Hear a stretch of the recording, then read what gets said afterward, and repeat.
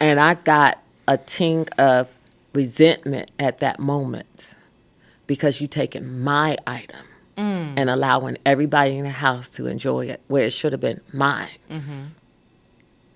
And that's when it all started. Parents, listen to me. You don't know when something so simple can be so major in your child's life. That was the moment that I will forever go back to, that my world changed. Hey guys, welcome back to the Smitty and D Show. Of course, I am Tony D, and we're in season 4, and we've got somebody very special here. Guys, I have met her a few months ago, but I knew about her years ago.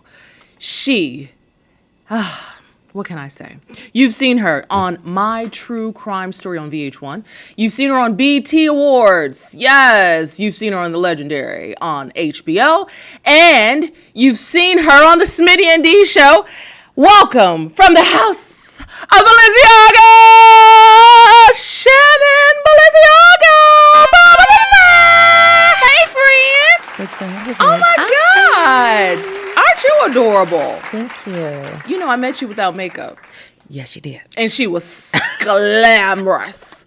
She was gorgeous. I was like, she got to come back and teach me some of the things. Yeah, she got to teach me because baby girl is struggling over here. How you doing, boo? I'm good. How you feel? Like, you got a lot of stuff going on. You got a book that you're writing? Yes, a lot going on. You got some interview. You got some stuff that's about to kick down people. Screenplay. Yes. A script. Yes. Everything. You're doing. I want it. You're doing everything, honey. Got to. Okay. All right. So, a lot of people know you from My True Crime Story, or is it My True Crime Story on VH1? Yes. But a lot of people also know you from being on BET, being on Legendary. But we're gonna start with My True Crime Story, girl. Okay. Let's do it. Okay. So we talked on the phone a little bit, y'all. She gave me a little something. But your story begins in Virginia. Yes. When you were a little girl. Yes. With this beautiful face and this body yada yada. Calling on the phone. What was you doing? What happened? How did this all start? It was just a joke. I grew up in a very religious household, 7 Adventists, something that we bonded over because we both were 7 Adventists. I love 7. And you know how very strict that it is. From sundown Friday to sundown Saturday, there's no playing, there's no watching TV.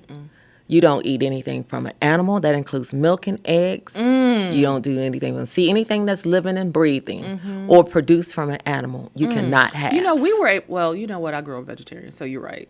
Yeah. That makes sense. But 7 Day, y'all, this a whole, when people be like, oh, I'm Baptist, we be like, y'all ain't real Christians. It's a cult. Y'all ain't we 7 Day Adventists every day, all day. All day, every day. There was no makeup. There was no weaves. There's no jewelry. We didn't even get married with jewelry. You don't get a ring to get married. Yeah. You get a watch. Yeah. Exactly. You get a watch. And the watch can only be under $100. That's wild. There ain't no Rolex. That's wild.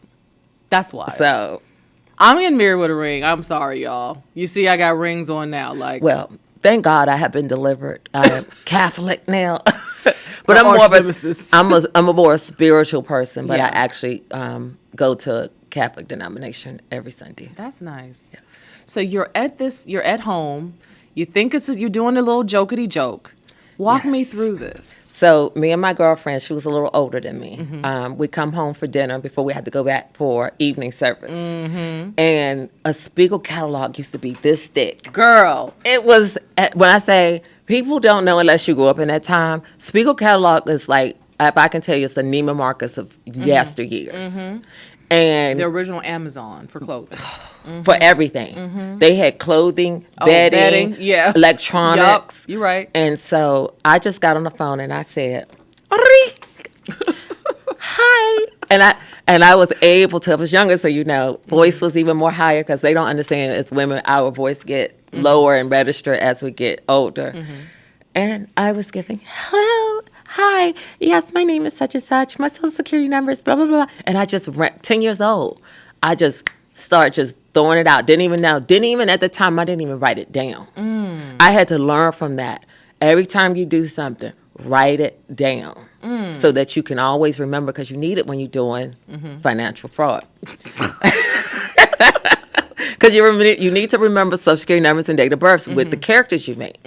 I didn't steal anybody else's identity. I need to make that very clear. I created identities. So I made up the names, made up the birth dates, social security numbers, all that.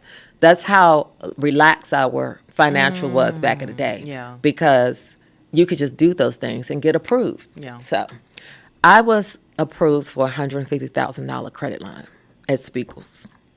What? And you could instantly shop. And they allowed me to spend every dollar. And I bought everything in the catalog that I wanted. But I didn't know. I thought it was a joke, whatever. We moved on. We go back to church, go to school the next week. And my mother, I come home any other normal school week. She sat me down and she stated, what did you do? I came home and there was tons of packages on my porch. The original Amazon. Tons. And she said, I called UPS and they came back and picked it all up before I got home from school. So my mother was able to do this from the time she got home from work at noon till the time I got home at like 3:30. So she worked fast, just like I did.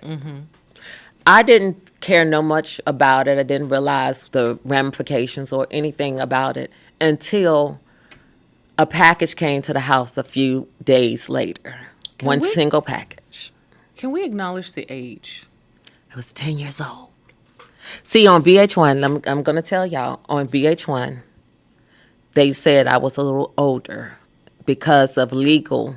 I was not allowed to say I was 10 because the audience, they wanted to protect them. They can't understand that a child that at that age could do something so sophisticated. 10. We don't talk about, we don't acknowledge in our society that kids are very smart. Very. And I will tell anybody, the age of 10 is when kids start. It's 10. It's not 13. It's not 14. It's 10. They know who they are. They know what they want. They know what they're looking for. They are exploring. And your job as parents is to guide them. Not tell them, not hinder them. Guide them in the right direction. But don't try to change their minds. Right. That will be detrimental. So you get this one package that comes a couple of days later. Yes. Do you want to know what was in it? Yes, ma'am. We was the baddest family on the block. Do tell. It was a cordless telephone with an answer machine. Wow. Early 90s. What, an answer machine? No cords. Was it gray? Was it like a tannish? It was white. It was. And I just couldn't wait. Hello, this is such and such. Leave a message. We'll get back to you. I just knew that I was everything with that phone. But my mother didn't allow us to open the phone. She put the package under her bed and left it there. Our house phone broke. And we needed a phone. And I was like, there's a phone under the bed. And she opened up and we set it up as a family. And I got a ting of resentment at that moment because you taking my item and allowing everybody in the house to enjoy it where it should have been mine. And that's when it all started. Parents, listen to me. You don't know when something so simple can be so major in your child's life.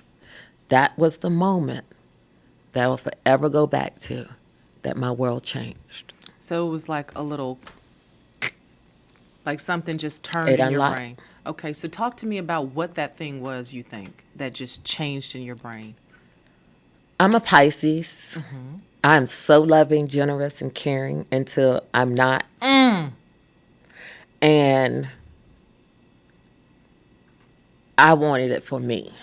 When it's mine, I hold on to it with anything. If it's, I'm going to go tooth and nails for it. But if it's something I want to share, I'll share it. But if I don't, I shouldn't have to. I didn't want to share it. So that was the moment that I knew that it was a possibility now. And I started being sneaky. And my mother didn't know. And sneaky will always, what they say, what you do in the dark will always come to light. But can I tell you something? As a child, I didn't care. Baby, I would tell you. I was so vicious as a child that my high school principal, teachers, schools, parents, everybody knew I was doing it. Everybody knew. But you got to remember, this is the 90s. Nobody's been in the federal system. Nobody's been arrested. I lived even though I went to a predominantly white school, the street that I lived on was black, all black. Everybody had their own home built from the ground up. And we was a beautiful community. But nobody has ever been in trouble. And I was light years ahead of them. I wanted way more. I'm the generation of computers. When I was in school, they told us, this is what it's going to be about computers. It's not going to be about factories and things anymore. So you got to get ahead. And I loved it. I wanted to go to school to be a computer programmer. Oh. Yes. For me to have a computer. Okay, so you're 10. You order the phone. Something clicks. And then from 10 to 17, what's happening? What's life looking like? Teenage years. And trying to discover myself in my own way. I knew I was always wanted more than my surroundings. And I was a very smart child. Then my mother said it on VH1. Shannon would go to school every day, and I still had a double life. Just imagine a child having a double life and nobody knowing. They knowing about it, but they don't know about it. You can't tell me I can't because I'm doing too much by myself. You can't tell me no. And so, I think for us as Black people, we got to realize you have 3 choices: drugs, fraud, school. Oh. I never saw drugs a day in my life. But I hope there's more choices now. But now, let's be honest. I look at other people's stories, especially on my true crime story. You have, the common grounds for all of us as Black people: drugs and fraud. And if you had the privilege enough, you can go to school. But can I tell you something? There's a blessing in everything. I'm glad it happened to me when I was younger, because I knew where I didn't want to be at when I was older. Because you see so many adults doing it now, where they ended up at. The same place I did as a child. I went through the system. I was young and pretty and be able to jump around and be able to be in them holes because the federal government slaved me for 2 years. Take me through that process of when did you get caught? So I got caught. And then before you do that, but did you ever have like a really big thing that you did before you turned 18? A heist? Yes. When I say I bought everything, I bought people cars. I bought TV. You know, back in the day, it was TVs and rims and all. If it wasn't nailed down, I got it. How'd you get a car? Checks. I was a check writer. Credit cards. And this is back in the day with credit cards where you had the actual zoop. And I talk about, like, I'm telling you, go watch the special, you'll see. I've gone through every phase of credit cards. The zoop to the terminal where you swipe down to the actual, then I got into the checkbooks. And one thing that we didn't talk about, because they had to cut stuff. One of my biggest scams was the United States Postal Service was a part of my scam. They actually used to have, remember when e-bill pay was a big thing? You can go on their website and put your information in there. They will mail you the checks. And it will have a 1-800 number, customer service they will call. You go into the bank branch or check cashing place, they will call and say, this check is good, it's verifiable. They will push it right through. I'm so sorry. What? Yes. So you made yourself the payee of the bill Yes. pay checks. You Yes. know, I worked for that company. Yes. Yeah, So you know how easy it was. All you needed was the routing number and the account number. Yeah, I worked for Bill Pay. Bill Pay was a product that we used to sell at Fidelity. Wow. I did check kiting. What is that? Check kiting is when you open up a bank account from Bank of America and one from Wachovia. And you take the Bank of America check and you write it and deposit it to the Wachovia. And then before, because it used to be 21 days before a check get returned. Ooh. Long time. So by the time back, you might be able to deposit it a good $40, $50, $100,000 in checks, get the cash, withdraw it, put it in a third bank. And then you go bank to bank and keep doing that. And that's called Kiting. Check kiting. Kiting. Yes. I'm learning shit today. Yes. Please don't do it. They Don't still do that. do it. Yeah, They don't still do do it. it. Because a lot of people, I say, people don't understand. We all are committing a crime every single day. Every person on the face of this earth is committing a crime every single day. And they don't realize that it's a crime. A crime could be if you take your debit card and swipe it knowing you don't got no money in the account. Or back in the day we had checks. Writing a check, the money ain't in there. It's going to, before they get deposited, the money's going to be deposited. That's still a crime. Anytime you use a financial instrument to try to get something, knowing that the money is not there at that very moment, it's a financial crime. Wow. It's theft. Wow. And people don't know it. And it's chargeable. You can be arrested for it. Yeah. So you did this. You got the cars. I got the cars. Everything. And I didn't have a driver's license. I didn't know how to drive. I bought a lot of things for other people. I was very generous. Very. Yes. I don't even know where I want to go with this. So you're still under 17 or 18. Yes. You're writing checks. How are you doing that without an ID? So I would pay people. Like I said, it was very generous. I would pay people $500 to transport me from point A to point B. What do you mean? So if you're young and you got friends or family members that need a couple of coins, people will take that money and they'll look the other way. And so that was one of the things the federal government always said, how they could never figure out how I moved around because I did not drive. So they never knew how I got from point A to point B. And the beautiful part about it, that I was able to transform and change my look up with different hairstyles and things. So I always got away with it. Because every single time I looked different. And I just doing it because I loved it and not realizing it worked in my favor. So you go into a bank, you give them a check, they ask you for an ID. No, they didn't. No. That's the pretty girl privilege. What do you mean? When you look like this, in white establishments, they disarmed. This is the 90s. Most white people don't come out looking like this. I said most. And so when you looking like money, smell like money, you must be money. You're like, you're one of us. Come on in. Come on. So that was one of my biggest heists. I went to 4 or 5 bank branches and cashed $40,000 plus checks in one day. That's wild. And by the grace of God, and this is how great I've been to people, this girl I went to school with was a bank teller. And I went through the drive-thru with my mother. And they already been waiting for me to come to another branch. And she literally slipped a note through the thing. She sent everything back. She said, call this number. I called. She said, you're in the system if you show up at the bank branch to call the cops on you. When I say people don't understand, when you're good to people, people are always good to you. I've never been arrested in the midst of doing a crime because I've been nice and wonderful to people. I've been very giving to people.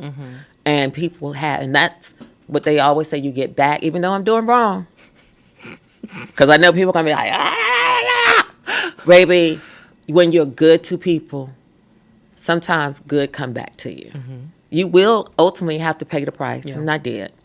But I still am good to people. So when and how did you get caught? So I came down to Atlanta. I feel like I need to get some tea. I came to Atlanta, and I went to Lenox Mall. And this is when Louis Vuitton was on the corner where David Yurman is now. And it was, Louis Vuitton used to be so cheap. Y'all don't understand it. I still got the catalogs and things back in the day. And I went and wrote a check. And this is when they actually used to drop the checks in the drawer. They didn't run it through the machine. They just dropped it in the drawer. And I got a couple of $1,000 worth of Louis Vuitton. And I went through the mall and just slayed Lenox. Came back to Virginia and wanted to do, first time I ever did a photo shoot. And that's what got me caught. I had already, the fans was already on to me. I went to the grand jury, sat on the grand jury stand and lied my ass off. And they believe, all 12 jurors believed me. Because this is how you run it to them. How can a child, a black child, commit these white crimes? It's unheard of. And I want to make it very clear, I'm not gloating about this. This is a story. This is my story. And no one can make me feel anything bad about it because I have gone through it and survived without the help of anyone. So you were the Rosa Parks of scamming. No, I don't want to say that. Sojourner Truth. No. Harriet Tubman. Let's just say I'm the Shannon. She's a Shannon. I love because I don't want to disrespect their legacy. Yeah. And this is my legacy because now no one has. That's one thing about when the people of HBO and everybody, they love it because there's nobody else, not even a white child, who has the story that I have. It's so unique. And so that's why I hold on to it because I know how unique and special that it is. And so I came back and I did a photo shoot. My biggest mistake. Like I said, I went to the grand jury. They believed me. But now they had, the first time they had proof that I lied, that I actually am the person because I wrote a check. The check was fraudulent because I didn't know. This is the part of being a child and not knowing all the ramifications because I didn't care. You running reckless as a child. And so they was able to come back to me on September 11th at the very moment the planes was crashing. Because this is how bad my addiction, because this is an addiction. And I still live with it to this day. I have to work on it. Just like any drug or anything, this is an addiction. I can remember UPS coming to my house and I got a box of Giuseppe Zanotti shoes. I was buying those back in the day. Loved them. And I could head on Today's Show with Katie Couric and Matt Lauer. They was talking.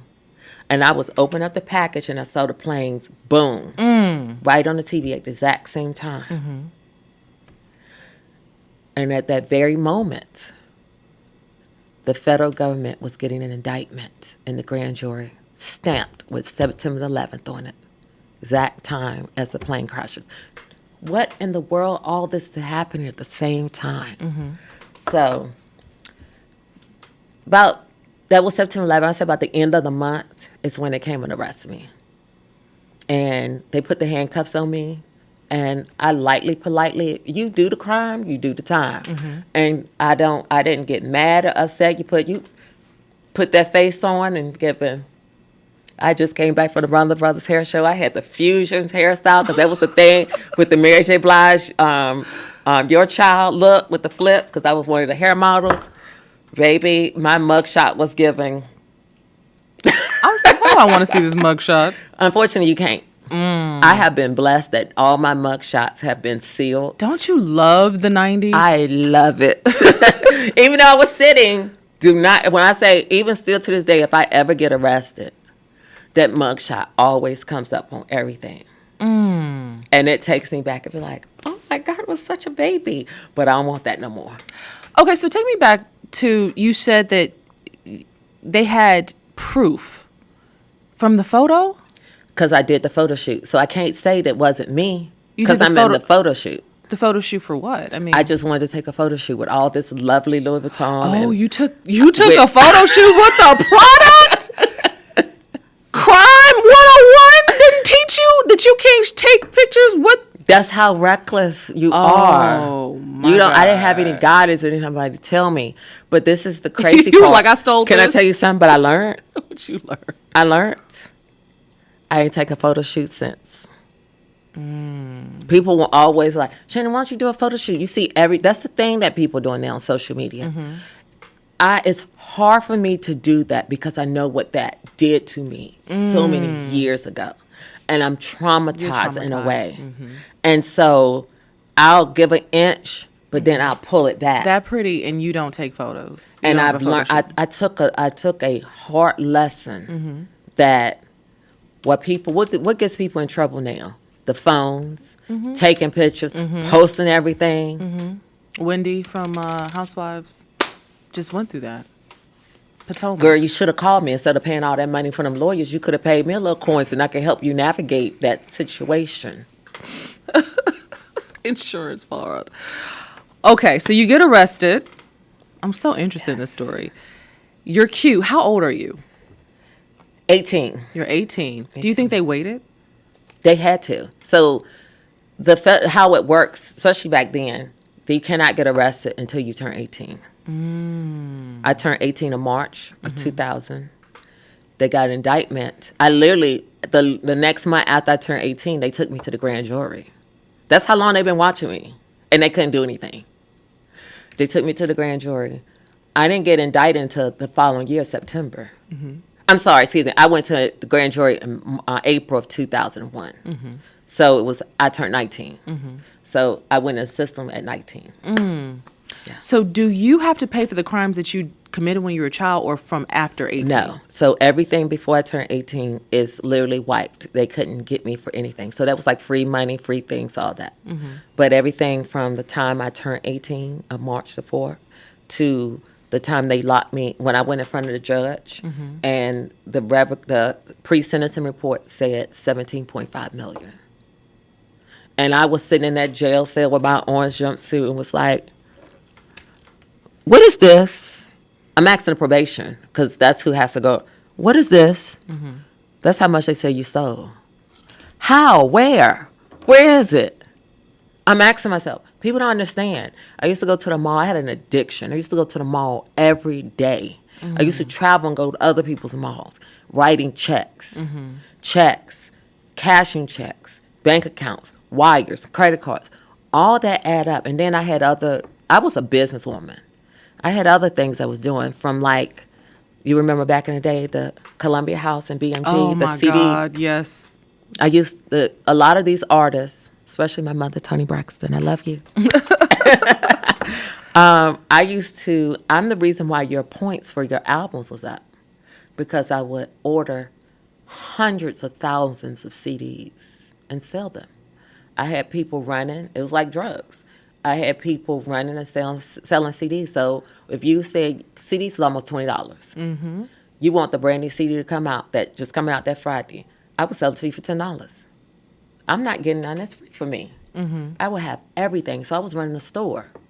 People would take it to work. We'd go to flea market. We'd do everything. So I had that business going on. I had Proactive Solution. Oh, I love me some Proactive. I was the first person to have a Proactive. Like you see kiosks and stuff now. I had a kiosk back in the day with Proactive Solution in a hair salon. And I was generous. I was splitting the profits 50-50. I wasn't losing no money. You're helping me. I would get my hair done every week. Take that money and do my hair. And whatever's, and she kept meticulous books of it. And so to be young, I was a very business-oriented person. You bought tons of CDs, didn't pay that 1 penny because you knew it was always 1 penny. Back in the day. You think it's a penny, but it was more. It was. And so when the bill come in, you know what I would do? Wow. Take those same check that didn't have no money in the account, write and send it in, so the bill ended up being zero. It takes how many days? 21 days for a check to come back. So by the time on that one account, I could have got thousands of CDs. I'll keep writing a check until they've given, check is returned to this balance is paid, blah, blah, blah. I'll open up another account. Keep going, keep going, keep going. People were trusting. We were so trusting back then in the 90s. That's wild. No, because they wrote it off on taxes. But they also have insurance too.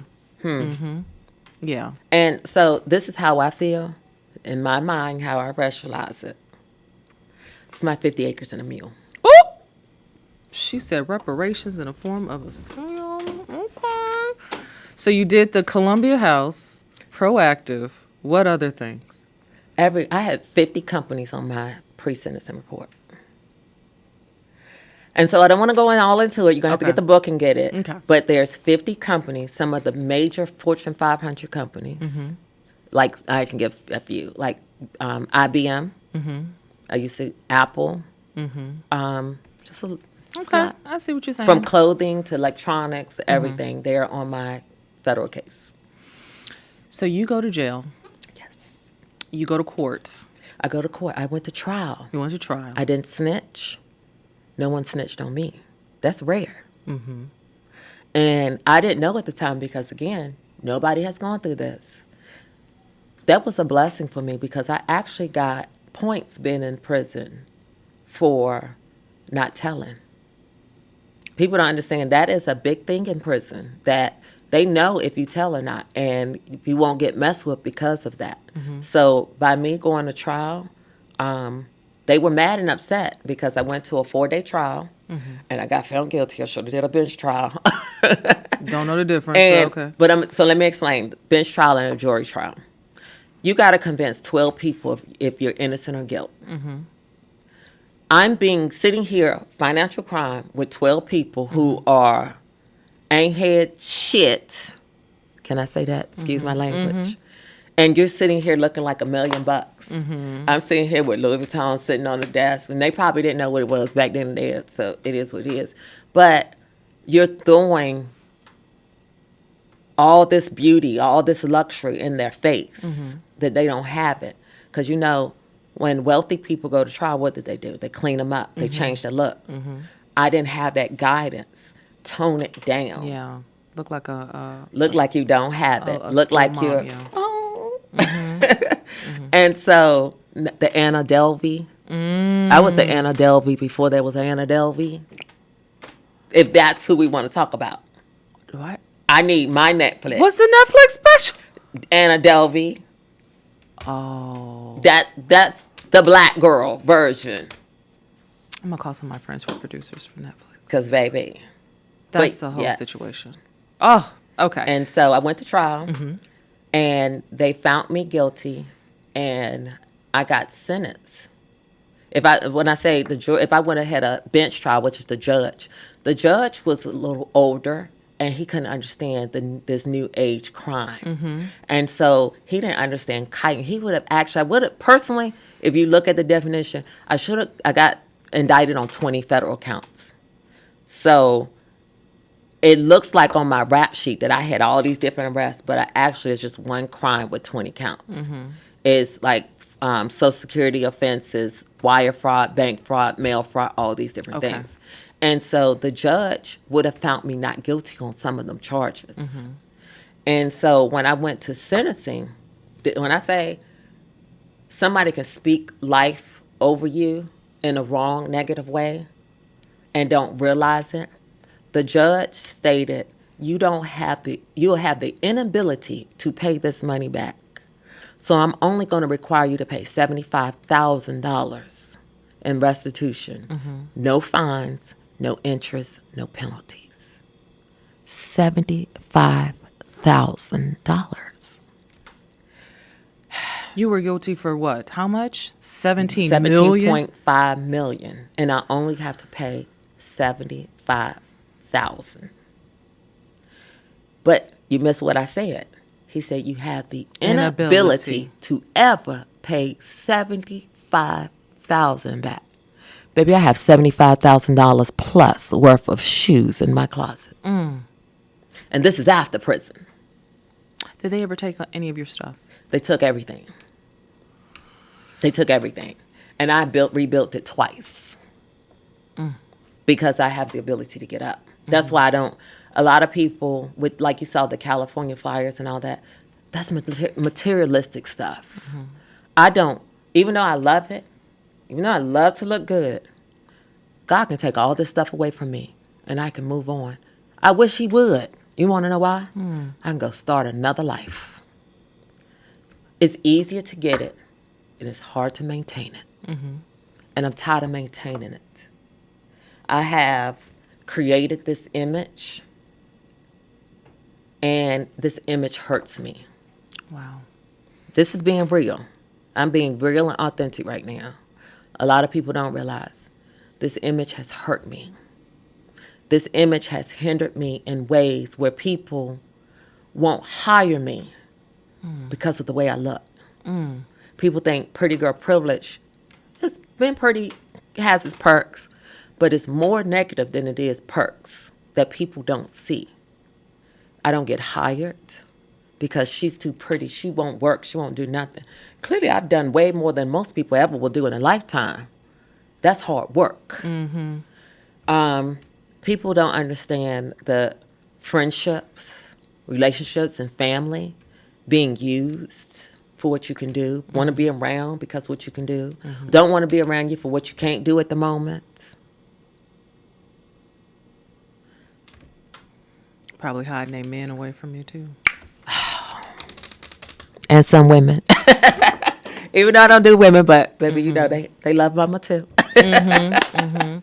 So that's neither here nor there. But I'm the best thing that you will want in your life. So take me back to, you said you wish that you could maybe start another life. What would you do? I would go to Paris or Italy. Would you be this? Oh, of course I will. Of course I will. Because I would just go, when I say, if I had the guts to do it, to sell everything, pack 2 suitcases and go. And don't look back. And be just like one of my icons, Josephine Baker, and never look back in the United States.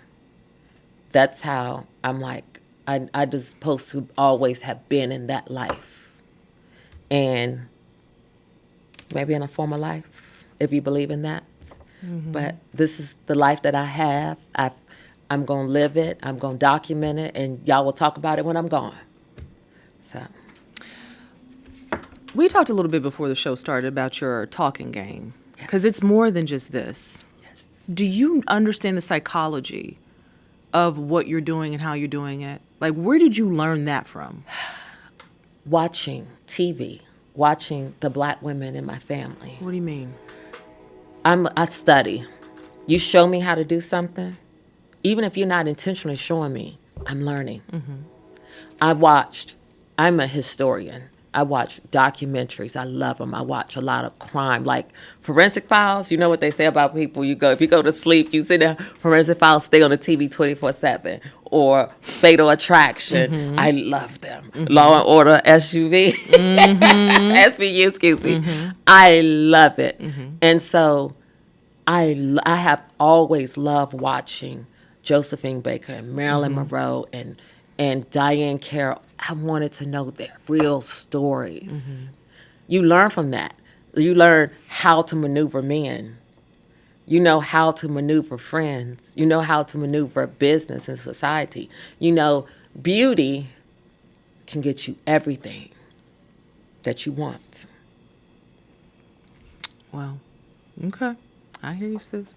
You stayed in jail for how long, or prison for how long? I was sentenced to 40 months. And I did I was sentenced to 40 months and 5 years of probation. So let me break that down. So I went in 2002 and got out in 2004, but I had to go to halfway house, and that was 2005. Then I went back to prison on a violation of probation in 2009 and got out in 2010. What's the probation? And so this is the tricky part, why I said beauty hurts. So I got out, everything was fine, moved to Atlanta. My mother was married to a man. This man wanted me to get away from my mother. You know how a lot of black men are. If they're not your biological kids. And so my mother depended on me in a lot of ways. And I'm very generous. And so I was literally in the life, partying every night. She lived in Palmetto, Georgia. You know, anybody knows here, that's an hour truck back and forth. It was long. And I'm partying I would come in to drive from there at 8 p.m. to 10 in the morning, every day, sometimes 7 days a week. That was my life. I was the party it girl in the city. Until I got tired of doing that. I'm like, I'm going to get me a place inside the city. I only got 1 year left of my 5 years probation. I haven't committed another crime. Model. I didn't tell the federal government that I got a place. I moved out of my mother's house. And the probation officer showed up at the house. And he told them that I no longer live there. Wait.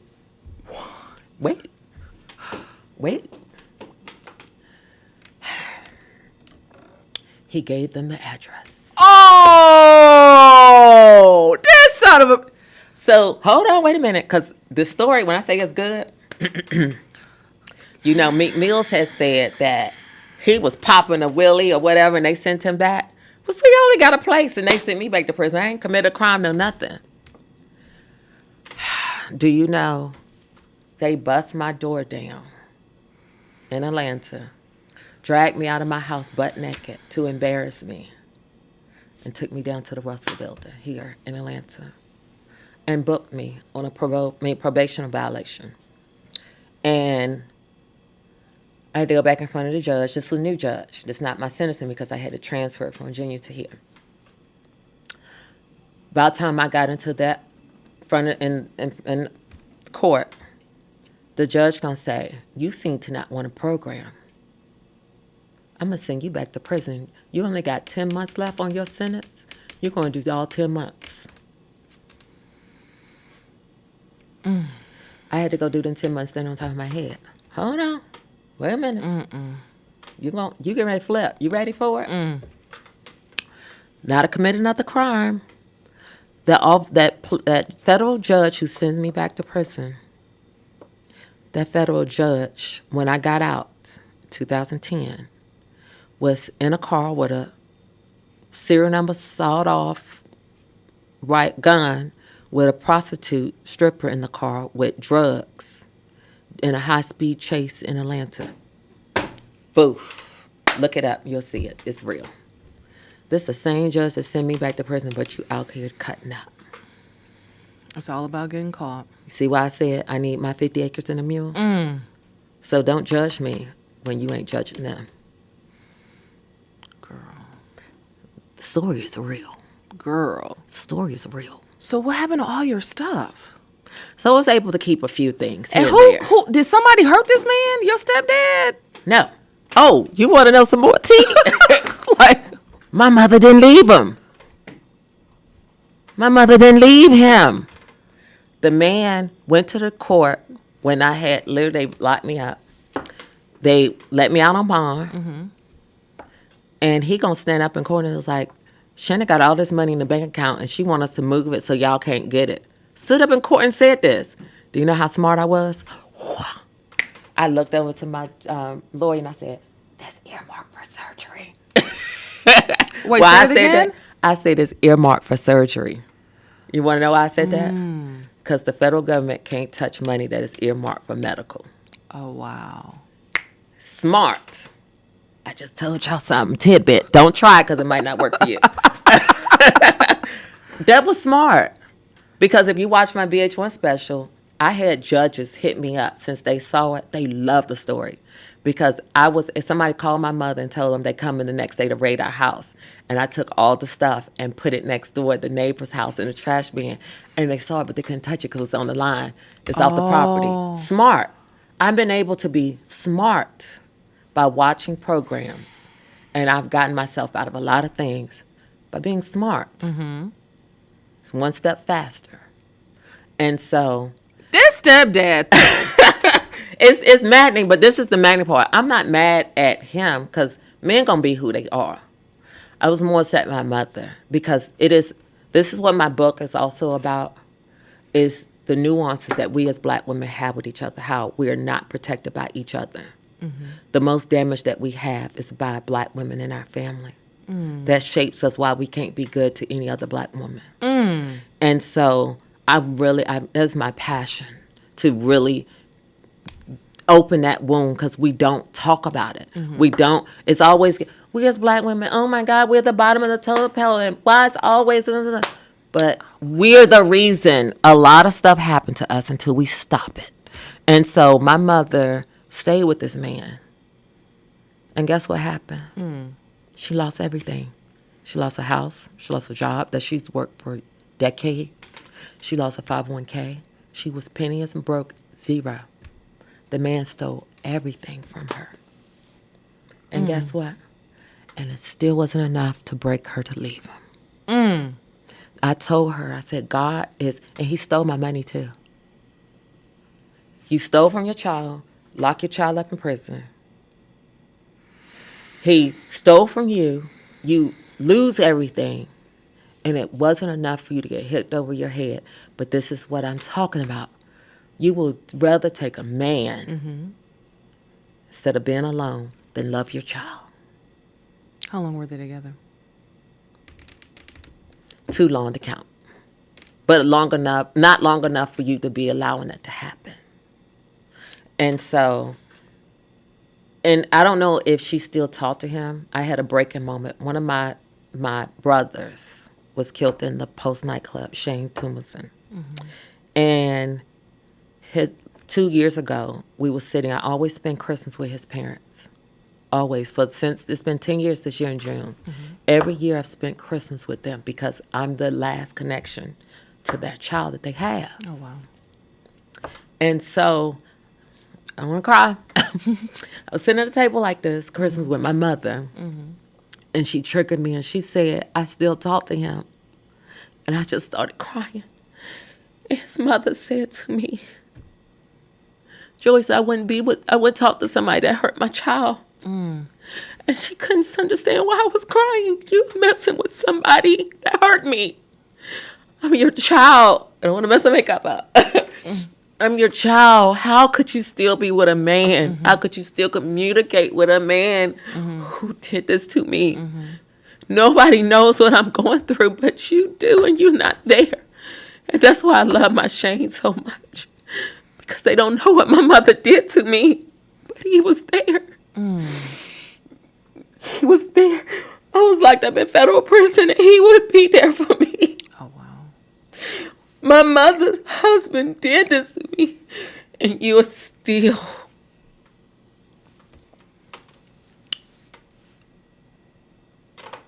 Take a moment.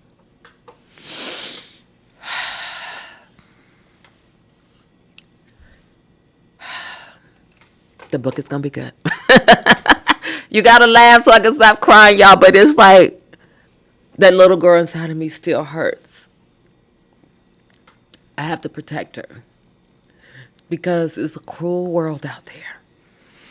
And it could be our own parents. It could be our own parents. So you never know what somebody's going through. I put this mask on. I look this way so you don't know what I've been through. What I will never look like, what I've gone through. And I've gone through some heavy, heavy things that I should have been dead by now. But I'm still here. I love this story. You get out. Now it's time to go live life. You did your 10 months. Now she's out. She's free and she's fabulous. I'm free of the government now. You're not in your I haven't been free as an adult. I you voted like for what? Clinton in 2000. Okay. The only time I've ever been able to. This is sad. Oh, you can't vote. The only time I've been able to vote as an American citizen was it was November 2000. I voted for President Bill Clinton. I've not been able to vote since. It's 2026, and none of these politicians will help change. There should be. I paid my debt back to society. Give me my rights back. Yeah. I'm an American citizen. When I stepped out them doors, I should have had my rights back instantly. Well, that's a whole process, and we know that there's overwhelming a lot of black people in jail, and that's the way they can disqualify you, and then that's the way they can control you. You see the insurrection. You see all these things that happen for other people. And lo and behold, I did all this to survive. I was a child. Nobody would give me a job. I couldn't make money. I had to survive. And yet I'm still punished 2026. This day. Whew, Lord. Going back to this pretty privilege.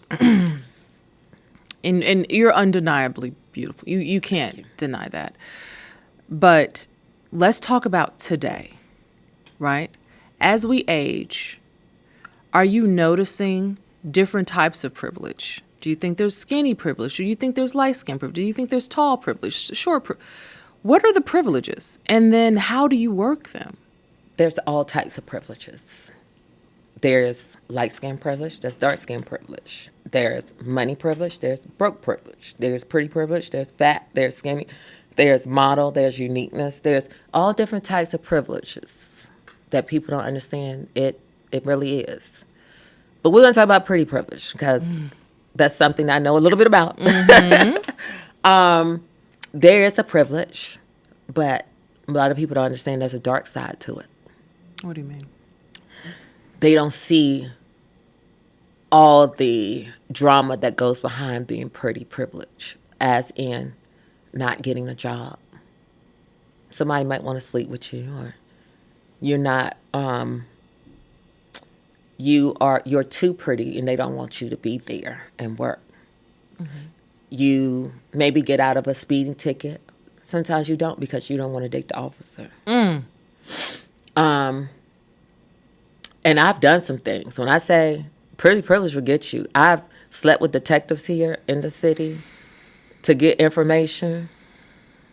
And sorry to say, they was married, and you girl got to do what she got to do because she need to gather her information. That's a part of pretty privilege.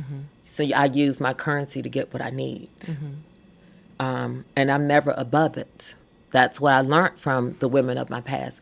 Josephine Baker and Marilyn Monroe and all these women wouldn't be where they at if they didn't use what they got. And I know the feminine wiles of my womanhood can make men do things and get me what I want. But on the flip side, do people feel like they have access to your body? They do. And it's also, too, this is the curse. I have to downplay it at times. And when I say downplay it, I don't wear makeup anymore like I used to. This is the first day I probably put makeup on in a while. I have to do something. Normally, I don't do my hair. I'll be in a baseball cap. I literally, just like no different than Michael Jackson, Janet, and things, you running around, Beyonce, you trying to not bring attention to yourself.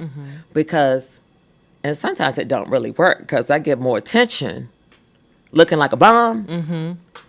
At the gas station. The gas station, the grocery stores. When I say the best place to pick up men after 5 o'clock at the grocery store, ladies, they are there. Go to the meat section. If you want those type of men. So do men feel like even now that they have access, they should have access to you and your body? Yes. Men always going to feel that way. And that's why you have to be strong as a woman to know how to maneuver that. So, like, for instance, one thing that I see, and I hate to see when women do this wrong. You be somewhere and men try to talk to you. Can I get your number? Sure, you can get my number. You got to have a fake number. But you got to have a fake number that they can call, but you can block later. No matter where you at. Sure, you can get this number. You run it all. They call, they'll see it, and then you block them. You know why you do that? Because it's protection. Men are dangerous. That's the key that I've always learned how I have had to maneuver men. A man can take your life at any given time. None of us. And I tell people this, I just said this. Men will trade your life to keep the comfort of their lifestyle. Men will take your life to keep their comfortability in their lifestyle. Wow.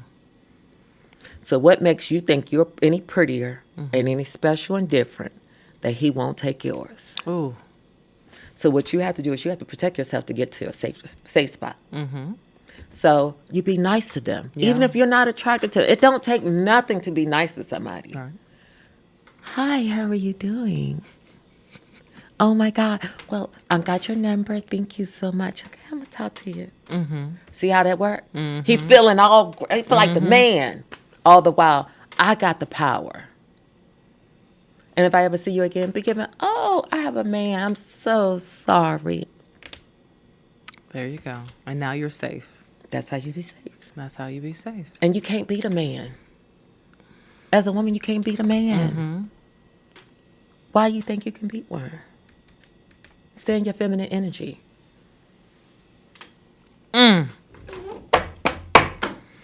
So many questions. Were you ever a stripper? The burning question. Unfortunately, but fortunately, no. Hey! No, but I have my stripper card because I used to be in all the strip clubs here in Atlanta because a lot of my girlfriends were strippers. Atlanta is known for the strip club. And God rest her soul, I have to say her name because my girl, everyone might know her as Imani. But Monica, my sister, God rest her soul, she passed away during COVID.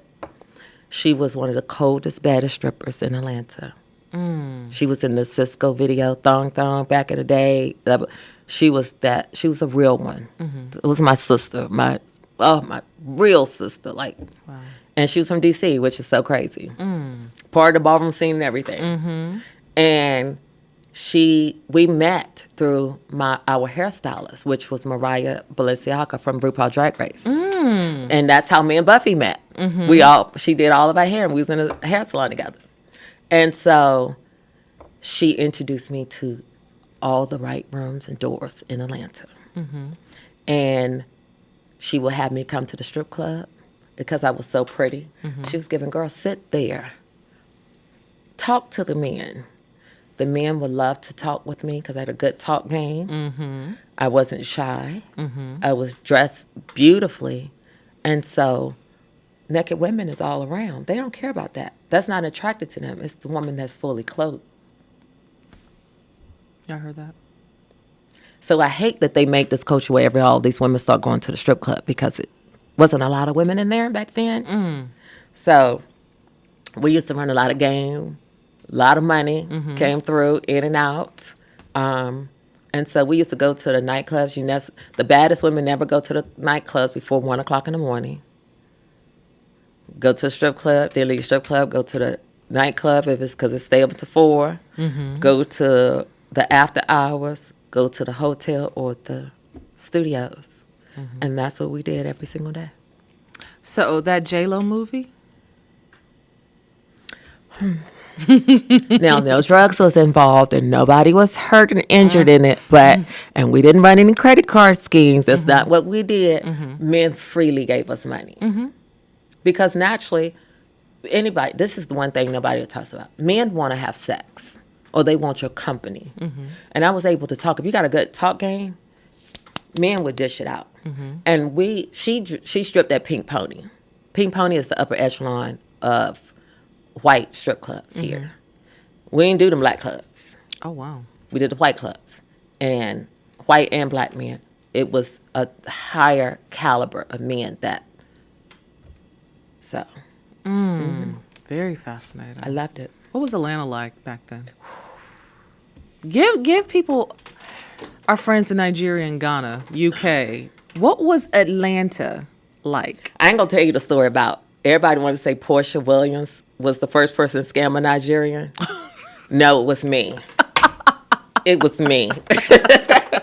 It was me. I got a Nigerian here in Atlanta. Got him together so good. Not my girl Portia. Hey, Portia. Hey, that's Portia. my boo. But no, Portia, it was me first. I don't think you scammed anybody, by the way. Well, what do you mean? You had your first Nigerian? So the Nigerian saw me pretty privileged in Lenox Mall. Okay. He went over to Louis Vuitton to buy a shirt and Gucci. And I was like, I will flirt all day long with men. Oh, this look nice. That look nice on you. You buy me something? Hey. The femininity, they love it. And so he was like, oh, I like you. I want to take you out. I already don't like, we call them the bloop-de-bloops. What? And I'm not being disrespectful of the Nigerian, the people and all that, but we know a lot of them are scammers. Mm-hmm. And we call them the bloopty bloops. Where did bloopty bloops? Because it's giving bloop, bloop, bloop, bloop, bloop. We call them the bloopty bloops. So I have no clue, y'all, what this means. I'm crazy, but no, we call the bloopty bloops. So he gonna be like, I want to take you out. This sounds so derogatory. This is so racist. This is just being funny and things, and not being disrespectful to the culture or anything. I'm teasing. But he gonna be like, I want to take you out. So he took me to one of my favorite steakhouses, and he paid. And he was like, I want to go to the hotel with you. So y'all don't stay in no room with no man, because that's sex. I cannot be bought. I'm not a prostitute. I've never sold my body. Now, have men given me money? Yes, I'm a woman. Every woman has taken money, and you'll be a fool not to. But I can't be bought. There's a difference. So he wanted to take me to the St. Regis. While I was at the mall, this was Monday, Tuesday. No, it was Saturday. He took me out on Sunday. We was supposed to go that next following weekend. Tell me why I went to Phil's Plaza and he and a woman, Nigerian woman, rolled around with a stroller with a baby that's under like 12 months. Do you know he loved it? Because I didn't blow his cover, but I took notice. I said, you want to play with me, but you don't know who I am. You can't scam a scammer. Ooh. So watch me scam you. You ready? Why? We go to the hotel. I was like, I'm not checking in because I'm not putting my card on the room. I had to wait. He had to wait to get the car from the baby mama or the wife or whoever she is. See, Nigerians never marry American girls. They marry their own kind, but they want to scam and trick off on us. Ladies, understand this. Portia should have known. That's why I said she scammed him, because she know he only got with her because she was on TV. He didn't want that girl. He looked at it from a financial gain. He was using her, but she turned around and used him like he's supposed to. And so he came and he put the card down on the room. He literally thought he was going to have sex with me. His phone was in the bathroom and it rang and it says, wifey, and it was a man's picture on the phone. And he wanted to try to pull out his little dingy thing. It was so small. I said, if you don't get out of my face. Well, I went up to the spa and ran up a $10,000 bill. Called my girlfriend and said, meet me over here for brunch. Champagne, I don't drink. Never done drugs, never drank, never smoked a day of my life. But I'm a party girl. I will get everybody else fucked up. But I won't touch none of it. And not judging nobody. We're going to have fun. And I'm going to be the destiny dropper. That man get a phone call from the hotel. Was like, your car, we try to charge your car for such and such. You got a bill. I saw him. You look down and you see the valet. I said, oh, he right there, girl, let's go. We ran out the back door, got in my car, zoomed off, left her with that tab. When I say he saw one of my girlfriends and was like, your girlfriend scammed me about you know the Nigerians be at their little clubs and stuff. Oh, no. Be at the clubs and things together. I don't go to those things. And I said, last, she called me up and I said, you better tell, like, I'm going to call the cops on your friend. You can't call the cops on nothing. You tried to work me, but you got worked. Go play with somebody else because it's a cold day in hell before you ever try to get me before I get you. Just saying. Can't scam So let ladies learn that lesson from me about the Nigerians, the bloopy bloops. Be saying this later. I'm about to get kicked out of the club. So the point of the story is, do not try to scam a scammer. Don't try. And Nigerians are over here doing scamming, their best. but I didn't even tell this part. When he brought me into the room and we was talking, he called his other friend on the phone with a they like light-skinned black women. And she was sitting there, they literally was talking fraud. Didn't know me, didn't know my past. And I'm just sitting there in my head like, these mother uncles is doing fraud right in my face and thinking that and don't care. And was like, and thought I was dumb. Giving, you need to transfer money to her bank account and blah, blah, blah. Girl, you ain't transferring nothing to my bank account. Baby, you can give me some cash and then I'm a dip. We just got out of jail. We ain't going back. Not for no black man. For any man. For that matter. No. Anyone. I ain't going to jail for any man, but baby, them white men and them coins. Uh-oh. The right way you can be like Erica Jane and all the rest of them and Kamora Lee Simmons. And you can let the man go to jail and you could be sitting around with coins. Do you miss old Atlanta? I do. What do you miss? I miss my old life too. Like what? I used to be out there and now I'm not. Because I've been there, done it, and was a part of everything. I don't do anything anymore. And it's quiet, but it's almost kind of like I'm ready to get back out there. But I can't because there's nothing to get back out there too. Atlanta's dead. You think so? Dead. It's fake. It's fake Hollywood. All these people running around, they don't have money. They don't have, they fronting and faking for the gram and reality, and they really don't have it. It's not doing it. We don't have parties like we used to. We don't have events like we used to. People don't cater to us like we used to because the money is fake. And there's some real money here, but the majority of it is fake. And I'm here to tell you, it's the way we used to party and have a good time. It's not like that no more. How do you feel about reality TV? What's your honest opinion? And you know that reality TV has basically taken over Atlanta, and everybody believes they're on a reality show. Don't you think I should be a good housewife? Girl. Or at least a friend to the show? I'm just saying.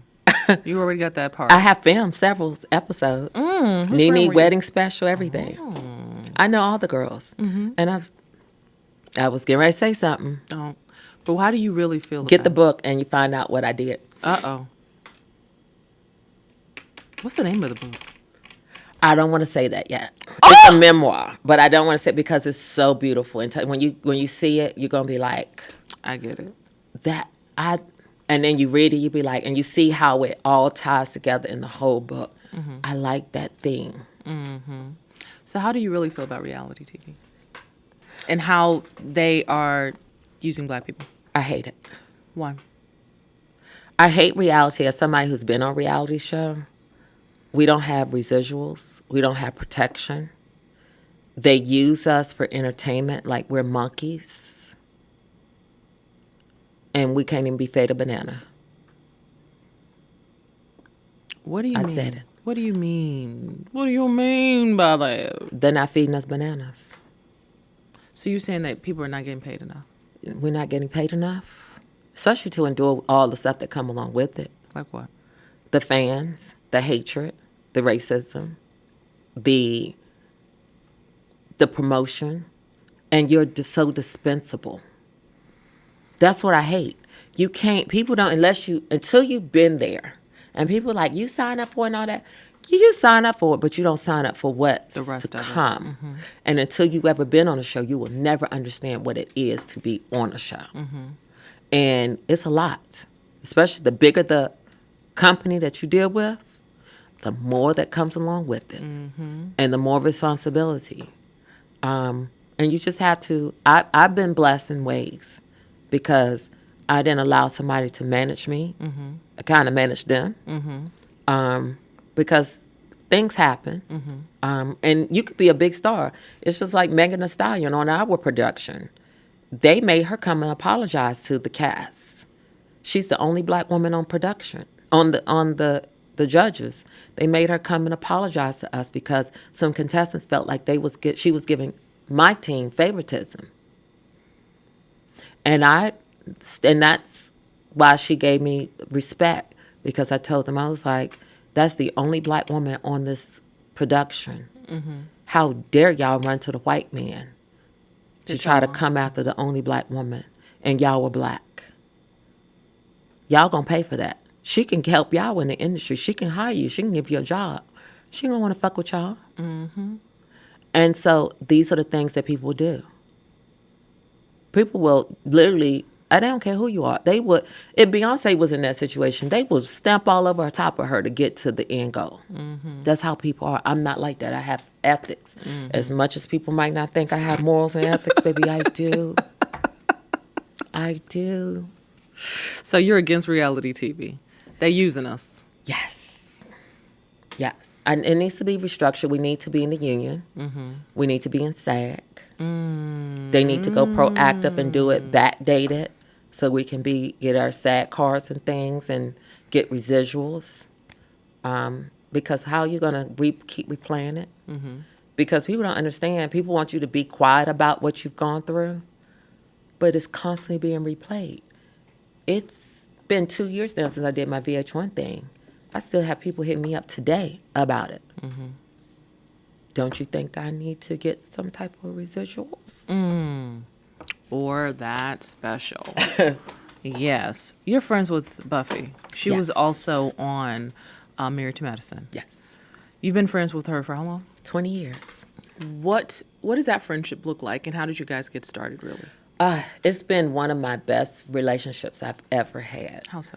Because we're authentic and allow each other to be our full authentic self with each other, with no judgment and condemnation. Do you know how hard that is as Black women? Oh, yeah.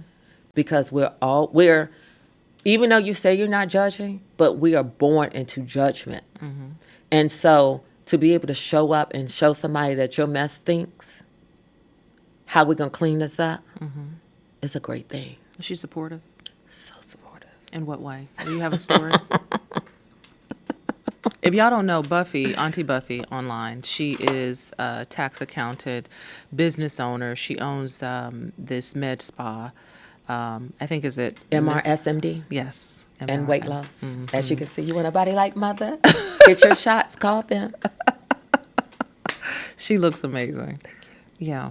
But how has she been supportive in your life? So I'm going to give several ways how she's been supportive. My skincare line, she has it in her med spa. That's supportive. Because people don't understand. You'd be surprised how many people don't support you because they don't want to see you move. Right before I was going to film Legendary, I got arrested for about to whip my neighbor's butt. And Fighting. she got me a lawyer, let me go off to film, handled the situation, and got out of it. And so that's support. Because you see, I'm trying to move somewhere, get things done. Let's handle this. Go off and fly. I do her hair and makeup. We have so many talents, and so that's the beautiful part about the relationship, because we do something different, but we can come together and be so powerful because you got the whole glam team right here. That's fine. Yeah, Buffy was on the show, and she had the whole glam team, and it was right across, literally. Her and her husband. Yes. Yeah. I do them all every time, every video, it's me, unless I'm not available. And that's the beautiful part. That's how I do my friendships. I love being in service to my people. Because that makes me feel good inside. How important is she? How important is How important is she to you? Very important. Do you think you can be friends with her forever? Yes. I hope and pray. Yeah. Because it is when I say, even her family, we was just together. We had dinner on Sunday. And it was so blessing. Everybody, we love each other. It's just, my birth family is fractured. And I'm not one of these people that seek family in other people, because I am family. I'm home. Yeah. I've learned that. I'm well. I'm still in myself. But I seek other people that can peace. Peace is valuable to me. And even though everything ain't perfect, but that is perfect. I've strived, give you another little tidbit. All my life I strive for perfection, especially in the outer physical appearance. And as I got older, as of today, what I find the most beautiful about me is my flaws. People don't know what my flaws are. I do. I'm not one of these individuals, especially a woman, because this is for us.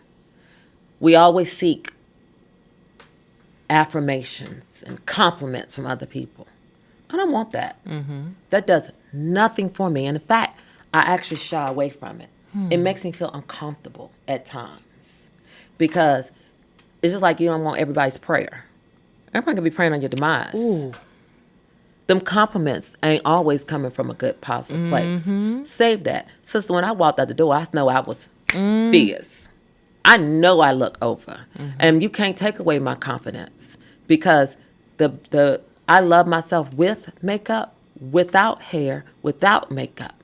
I love every facet about me. The good, the bad, and the ugly. Why?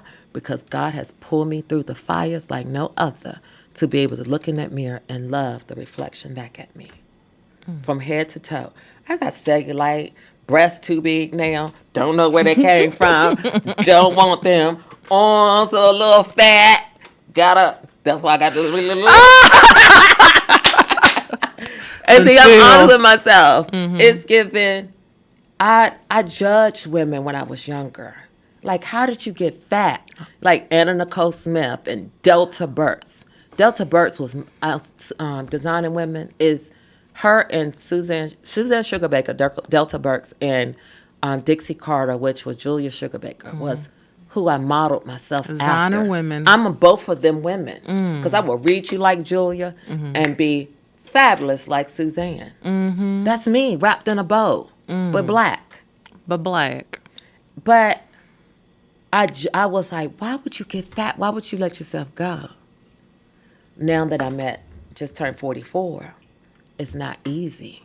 You can have a medical issue that can change you overnight like no other. Mental. That happened to me at Christmas time. I got COVID, had to take steroids. Couldn't fit nothing in my closet. That's hard for a girl that loves fashion, especially couture. I was a size 4'6". I can get into anything, and I couldn't get into nothing. Wow. That literally hurt my soul where I'm like, I had to figure it out. I was like, let me make the change. Let me figure it out. I'm always able to snap back, able to do it. Everybody giving, but your face is so big. Fuck my face. Bitch, I want to get in my clothes. I spent a lot of money on it. That's how I feel right now. I've lost 31 pounds, maybe 32. And my dresses, I was like, first off, they don't tell you when you lose weight, you can't fit nothing. I'm literally walking around looking like I'm wearing a garbage bag. And it feels awkward when you try to squeeze into something that I just put on and you can't get into it now. Like, what happened? I have a complex. Let's get into something deeper we don't talk about. I grew up around white girls. My name is Shannon. Of course, this is not a makeup. This is my government name, Shannon. And I was raised around white girls. I'm Irish and black. White girls named Shannon. I wanted to be Pamela Anderson. Oh my. I wanted my lips thinner. I always had butts. You wanted your lips thinner? This is the 90s. Okay. 80s and 90s. Black beauty was not the standard. And I unfortunately, I grew up in that time. I wanted to be Pamela Anderson. And so I hated everything about me that was beautiful, that people spend a lot of money. That's why I said I had to go deeper, and I love every facet about me. Because I could be like anybody else out here right now. I think the beauty standards are so screwed up. Everybody's putting too much fillers. Everybody's doing anything. They're doing too much, trying to be something they're not. And they don't realize that in 10 years, they're going to look back and they're going to be sitting right in the same spot and going to say, I wish I didn't. I let it get to my head. Because the beauty standards do change. It do. It does. And sometimes it goes into your favor. Whose favorite it has worked for? I mean, you have full lips. Everybody wants them now. And everybody got butt now. Do you remember how back in the day nobody had butt and I was never had a butt! I remember somebody was like, you ain't getting no ass. I was like, was I supposed to? Like, I got hips. Like, what you saying? But it's giving, I got natural butt. And it's giving these girls coming out. I'm like, okay, but that's going to drop. That ain't going to look the same in 10 years. You're going to want to get rid of it. And it's going to be given. I'm just going to sit back and be given, oh, well. But The beauty standards change all the time, y'all. But Those BBLs are not going to be popping. But I was teased for it. For having a butt. And being mocked as a child was horrible. So it gave me a complex. That's Still to this day, wild. I don't want butt. I want a white girl's body. I don't want thighs because I like fashion. I don't want butt. I like a nice curve, a little bump, and slim thighs. I don't want to wear clothes. You can have that black girl body. Also, I know when I have the black girl body, She is off the chain. but it's the truth. When I notice the quality of men that I get with how my body looks. When I'm thicker, I get all the hood, drug dealing men. Don't want them. When I'm slim, I get all the business and the white men and all the money men. And I like that. I like a good corporate man. Is that a hack? So did you just say if you thick, his pocket is not? And if I ain't you're said, thick, no. I never said The those pockets, hood. because the hood guys got they money got money too. Yeah. They got quick money. There's a difference. I've lived that lifestyle. I like to lay down and not have the police come knocking at my door. Too much. So I've never done drugs. Do you know I've never seen drugs until I got to be an adult in Ballroom. It was the first time I saw drugs and saw people doing it freely. I never participated, never wanted to, any of those things. So I don't want it in my man. I don't want my man doing drugs. I don't like, I'm not judging you for it, but you're not bringing it in my house. I don't even allow my friends to bring it in my house. So I don't drink. My man, can he socially drink? Would I serve him a cocktail? I got alcohol down in my house. I am a hostess with the mostest. But I don't want you getting drunk and sloppy and can't control yourself.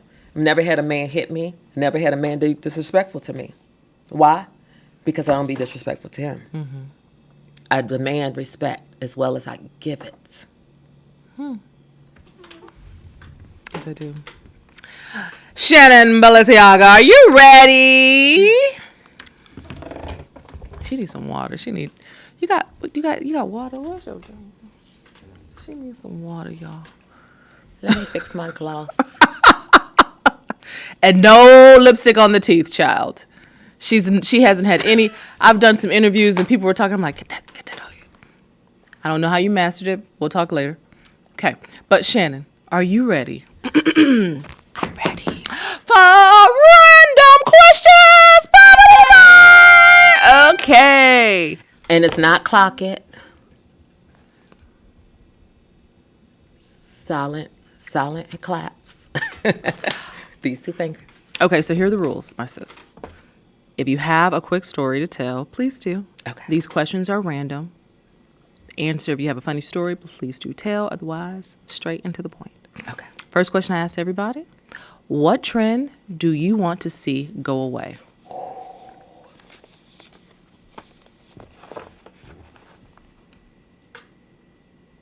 Social media.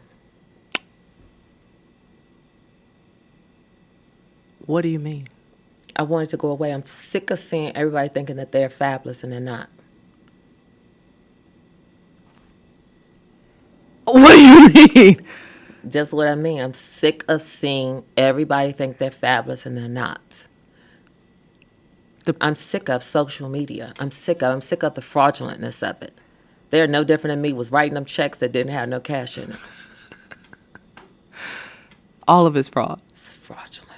That's why I purposely try to not do what everybody else is doing, because I don't want people to get the wrong idea that it's like, no, you don't know the drama and the struggle and what I have had to do in my life to get to where I'm at.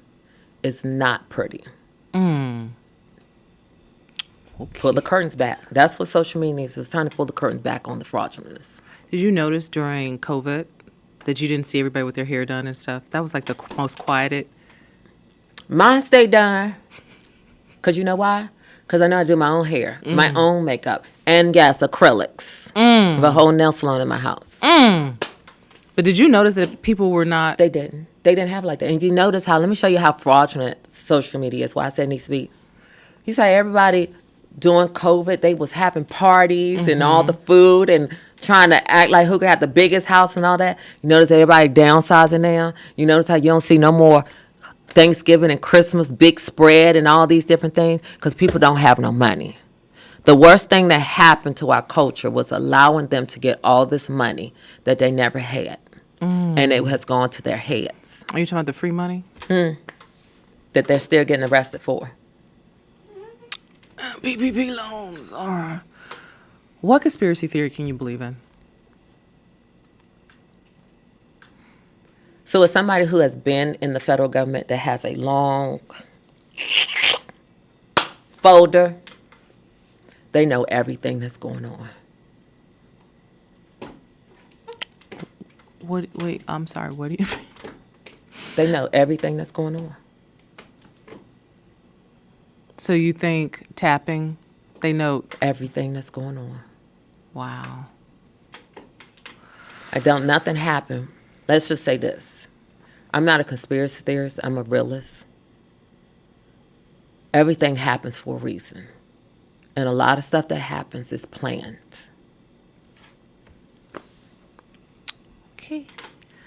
Okay, all right. You think Donald Trump in office because it wasn't planned? Yes. Everything he's doing, planned. The word.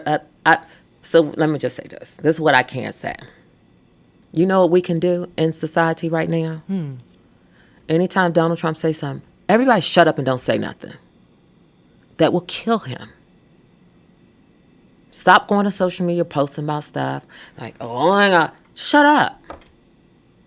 That's what he hasn't had happen to him. Stop talking about it. And see what happens. Preach, preacher. It's a movie about you. Who's playing you? Who got the chops? Who can play me? Who got the bone structure? Zendaya. I could see that. I think Zendaya would do a phenomenal job. And I already told my good sis, Taraji P. Henson, that she's going to play my mother. She's from the DMV. She will get the nuances. She will get it down pat. And it's going to happen. She's going to play it. I already told her this. We got it in black and white. She's going to play my mother. Why Zendaya? I think Zendaya is universal. I think she's a chameleon. Somebody has to be a chameleon to be able to portray me. I think you need to be able to move and maneuver in different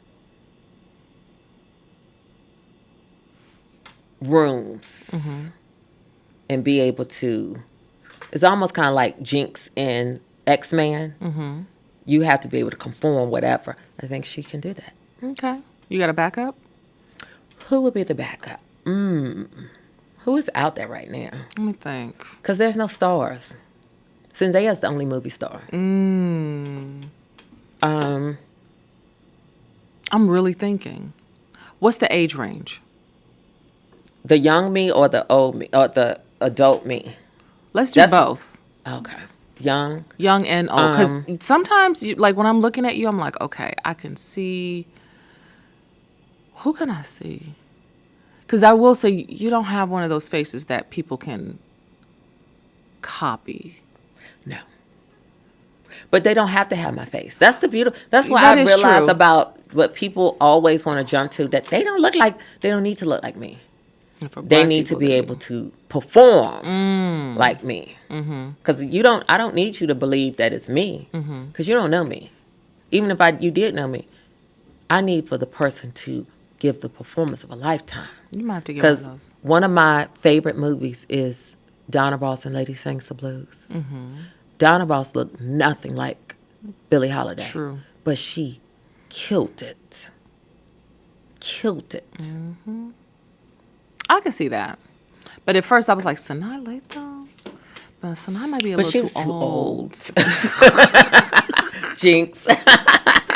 It's like, yeah, but like old school, yeah.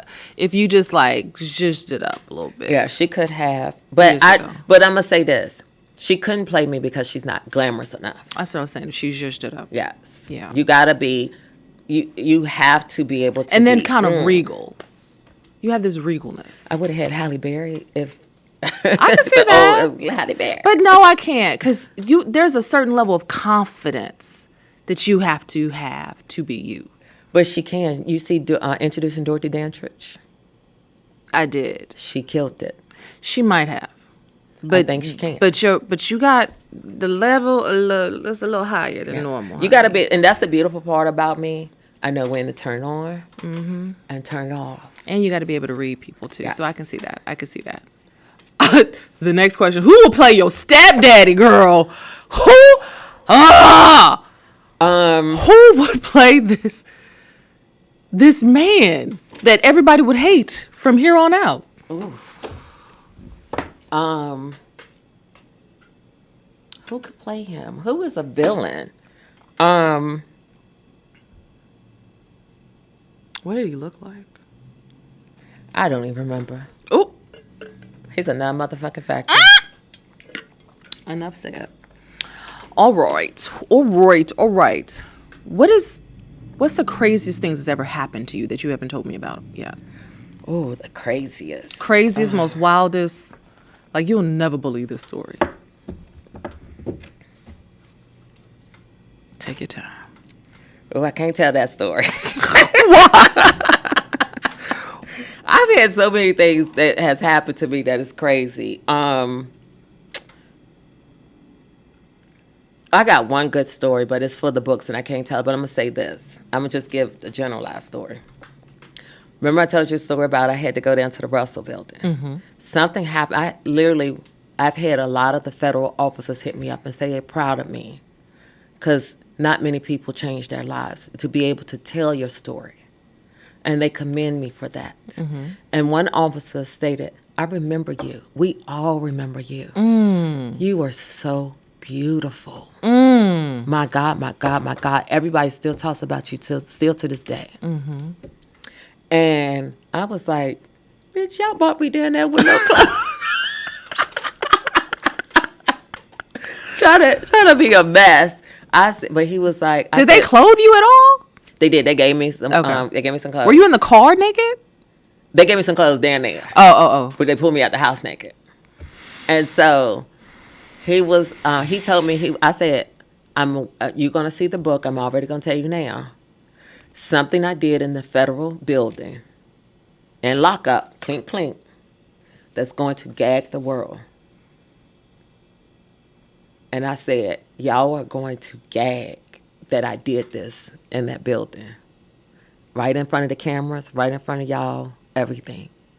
And still this day, they don't know it happened. But I got to be very careful. I'm not gloating about it. Mm-hmm. I'm just saying it happened. It's going to be. And y'all might be given, you could get in trouble. Yeah, I'm like, do you want to tell the story? And not in trouble in a way that we're going to have to, can't never let that happen again. Mm-hmm. But for me to be able to do that with the federal government, y'all going to be like, that's a bad bitch. Because I tell people, they're like, bitch, you did that. I did that. Can I ask off camera? I won't tell. We'll talk later. This might be my new best friend. But I'm excited. But I am excited for them to see because it's funny as hell. There's like, y'all didn't know I did that. That was some cold-blooded.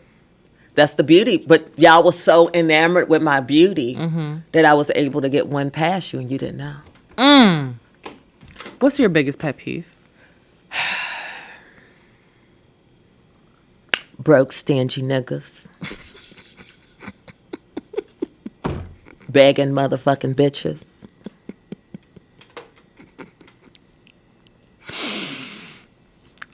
Okay. It's the truth. What's a secret skill that people don't know you have? A talent or a skill? I think everybody know everything. Can you sing? Can you dance? Can you draw? At once, my mother would have saw my talents, she should have put me in singing lessons. But I am musically inclined. Okay. For all my life, I have played the clarinet. I've been in band, different musical instruments. I loved it. I was in concert band, symphony band, marching band. All high school, I was supposed to go to college, get a scholarship to University of Florida, along with computer science. But God took me a different route. With all the stuff that you know about fashion, how come you never went into it? How come you never owned a brand? How come you never... I have. Whore. I had I still do, still incorporated, still business in Atlanta, Georgia. It's called Whore. Worldwide House of Royal. And it's the first and last word a woman would be proud to wear. We're called whores our whole entire life. So why not put it on our body? What's the fashion look like? It was couture. Okay. It was over the top, so it's all made to measure. Because that's what I love. I don't like that ready to wear. I don't like street wear. I don't like wearing that stuff. I like beautiful things, garments, high fashion like this. So I don't like that Fashion Nova and Sheen and stuff. I ain't worried about throwing shade because, baby, what works for you is you. But I don't wear that kind of things. Never have. Well, hello. Don't do fast fashion. Don't do fast fashion. Okay. Okay. Favorite childhood memory? It will always be my aunt that passed away when I was 10. Everything about her. She had a tumor on her spine when she was 14, and the doctor did surgery, nicked her, and paralyzed her. And so I was always her baby. They was told she would never have a child. And 11 months to the day of having a child, she died. And I was always her special, fat, chubby. My nickname is Juicy Fruit. She gave me that nickname because I was always so juicy and fat. That's why I have a complex of being fat. And so I was always just fat and juicy, and my aunt was my world, my everything. We had so many, I talked to you before, and I can't talk about. She introduced me to a lot of things first that my mother should have did, but she was the one. And one little note, at 5 years old, she introduced me to Janet Jackson Control album. Just came out. And she put it in my hand, a record player. And I saw Janet, and I was like, I can be this. It was Janet. And I put the record on the player. And to hear, it's my control. Control of everything I say, control everything I do. This time I'm going to do it my way. Those words. I'm in control. How do you feel about plastic surgery? Love it and hate it. What do you mean?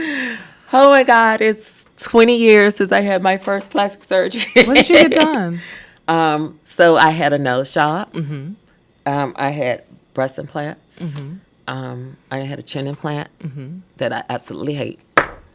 And see, I'm being honest. Everybody, I love that. I'm honest because I can tell people I've spent top dollar. 20 years ago, it was unheard of to pay $10,000 on your breasts.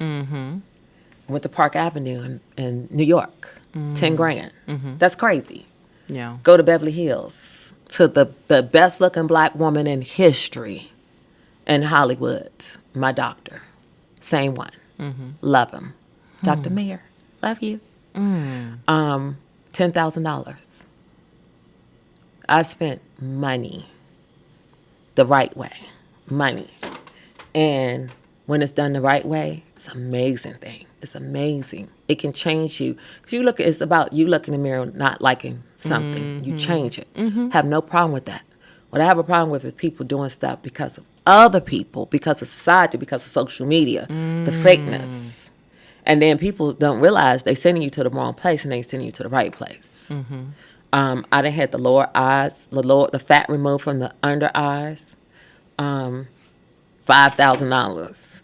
I done had 360 liposuction. I hate. People don't talk about those things. Went to Colombia, cheap. Shoulda never, because somebody else. The worst thing. And it messed my body up. I had the perfect body. And I should have never let this quack touch my body. And now my waist is so tiny. My waist was always small. But it's so tiny compared to my breasts and my hips. I have to get everything tailored down when I used to be able to just get it off the rack and keep on moving. And that's not fun anymore. So you have an exaggerated Jessica Rabbit. Yes. That I hate. That could be promising. Yeah. Whatever folks that but I like realistic. I like a natural. I have no lines, no wrinkles. I'm 44 years old. I have no lines, no wrinkles, and no bags. What star do you admire right now? Political leader, author? Is there anybody that you just truly, that's living, that you admire for whatever work they've done in their life? Me. I put no one before me but God, and no one. Everybody stands beside me or behind. Okay. And I don't say that in a cocky way. I just say that in realistic because I'm focused only on me. I don't care what nobody else is doing. Because when you're caring what everybody else is doing, you lose yourself. I hear you. What's next for you? To get this project done. People don't understand the hard work. They just see the finished product. They don't see the journey. This is an honest moment right here. No therapist, no talking to girlfriends can give me the sense of peace that I have gotten writing this book. I have laid out my childhood, my early adulthood, up to current in a way that it has healed me. I have had to cut relationships because I had to actually, for the first time, see it in black and white because it was all here. But to put it here, I'm seeing the world in a different space for me. That I never sat down and took the time because I'm moving. But until you see it, it's real. So I did the rough draft, wrote everything out. Now my editor has it. And she's working on it so that it can be formatted right. Because I can do a lot of things, but English was not my... I let the professionals do it. Because people don't understand, a book is hard work. It's hard work. And so it's multiple edits I need to do because I need to know, do I want to put this in? Do I want to take this out? I'm scared to put this in because the book is so juicy that I have to be well that if someone kills me,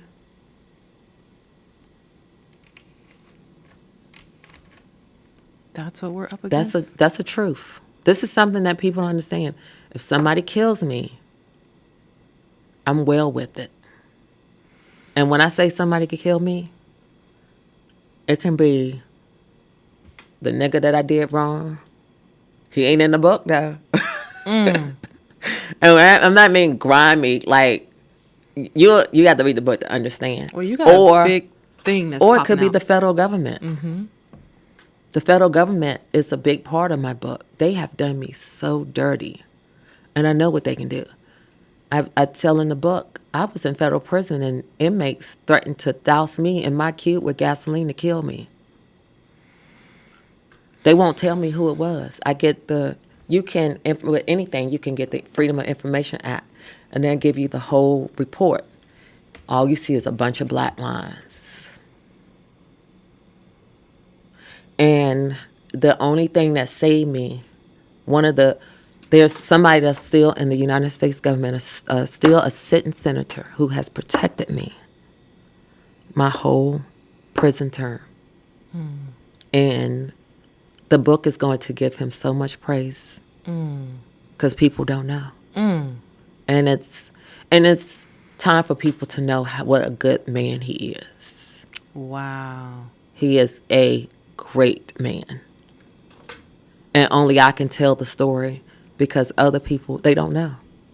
They don't know. Shannon, it's the end. And if you go to heaven, you believe in God or all that stuff. What do you hope God says to you? And then do you think you did your life justice? Yes. I think I'm finished now. You think you're done? I think I, Like if you died now, you'd be happy. if I died today, I will be, I'm complete. At least I got everything in the thing. If somebody needs to, it's my words, not somebody else's. I put it out there. I'm scared. That's something that people don't tell you. I'm so scared. You know why I'm scared? As confident as I can be, I'm scared of being judged. And not judged in the way that you might think, but judged that it takes my peace away. That's a hard pill that I have to sit with and going to have to take. Because the judgment is, and what I've already seen, because I've already started laying the foundations for it, the judgment comes from our Black community.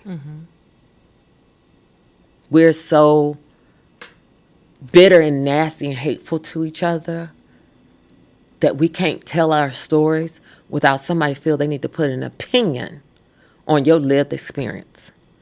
My story is not up for your debate. It's not up for your woulda, coulda, shoulda. And I'm going to give you an example. Look at Brandy and Wanye from Boyz II Men. How people's nuances of today they trying to put on yesterday. I'm not saying if it's right or wrong, but you can't judge a situation from yesteryear in today's society. And that's the problem we have. People put their opinions on your lived experience, but it's not up for debate. I'm doing it so you can learn. There's a learning experience, but people are not learning today. This is why history keep repeating itself, because people don't, they think that they can change. What you're doing now is no different than what was done 100 years ago. All of it's the same. We're not changing. Society's not changing. You're not controlling anything. Nothing is moving forward. We're not progressing. The only thing that's changing is electronics. It's technology. It's AI. Y'all still doing the same thing. Sodom and Gomorrah is still happening. And I'm going to say it. Y'all sucking and fucking. Tell us about the skincare real quick. So, yes, I have a little something, a little Anna Luxury skincare for you. Oh. Okay, so tell me. So, This is a heavy bag, y'all. This is the good that's bags. the good stuff. So, Can I open it? Yes, you can. Okay. I want you to smell it. I want you to tell the people. So, something that you hear a lot of people say that's been in reality is given, create something. I can already smell it. I'm a businesswoman. Ooh. And you have to have something that live outside of it. I created this under the nonprofit of the House of Balenciaga because if I die today or tomorrow, I want my house to be able to have a business entity. Ballroom doesn't have anything that's doing with business until I came along. I'm the first. Y'all like to hear first. And I did this because I looked at Beyonce's Renaissance tour. And Beyonce used the ballroom scene heavily. And she created her hair care line, Sacred. And she went around donating money to everybody else and uplifting. This is not a negative. I love Beyonce. I love Parkwood. I love the people. But I didn't see the uplifting of ballroom. That's my signature I'm having scent. a moment. I'm having a moment, y'all. She doesn't know I'm a fragrance freak. Do you hear what I'm saying? I'm a dress and a fragrance freak. But this is not a dig or... This is cute. So you put the wig thing, the yes. wood. Yes. All this is handmade. I made all that. Skin Skin of silk. Look at you.